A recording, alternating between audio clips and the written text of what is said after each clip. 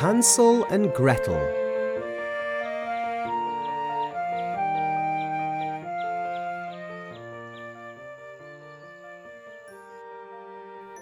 Once there was a poor woodcutter who lived with his 2 children, Hansel and Gretel, in a little cottage. They were so poor that they only had a small piece of stale bread for breakfast.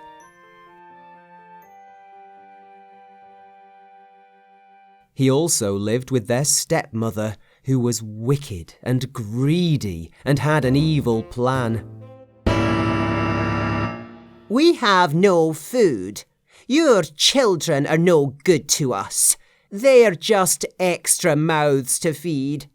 You must take Hansel and Gretel into the forest and leave them there. But I can't. Listen, if they're as clever as you say they are, they'll find someone to feed them. They must go. The children overheard this, and Hansel whispered, "Don't worry, Gretel. I have a plan." So Hansel and Gretel followed their father deeper and deeper into the forest, and Hansel put his plan into action. He dropped some crumbs of bread so that they would be able to find their way home. "Right, children, here's a good place for you to rest while I go and chop some wood." The poor woodcutter hugged his children, shed a tear, and then walked away, knowing that he would never see them again. "Don't worry, Gretel. We'll get home later by following the crumbs I've dropped. But we'll wait until tea time when Father will be back at home." So Hansel and Gretel waited in the forest, and along came a duck. "Quack, quack, quack, quack, quack, quack." The little duck wanted to play with the children. First, Gretel played with the little duck. Then Hansel played with the little duck. And then they both played with the little duck. They played chase with the little duck. They played hide and seek with the little duck. They played and played all afternoon until they were so tired that they lay down and fell asleep. Night fell, and soon the moon came up. Up, up, up it went, up into the night sky.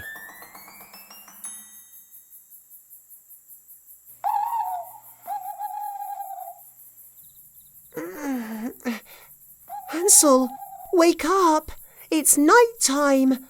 However will we get home?" "We'll follow the breadcrumbs. The moon will help us see them. Come on." They searched for the breadcrumbs that Hansel had dropped, but there wasn't a crumb of bread to be seen. "I think the little duck has eaten them all up. We'll have to walk until we find somewhere to stay for the night, Gretel." And they set off.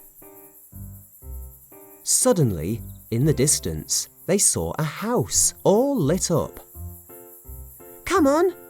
And when they reached the little house, they discovered that it was made of gingerbread and sweets and chocolates and biscuits and all kinds of delicious things. "I'm sure the owner of this house won't mind if we just have a tiny bit of gingerbread." But the door flew open. "Well, well, well. Hello, little children. How lovely to see you. Do come inside and get warm. You'll be perfectly safe here with me." And in they went. But as soon as they were inside, the kind old woman said, "Ha! I've tricked you. You thought I was a kind old woman, but in fact, I'm a witch." "A witch? A hungry witch. And I've been waiting for some children to come along so I can gobble them up." And she began to laugh. And she laughed so much that she toppled backwards and fell into the fire.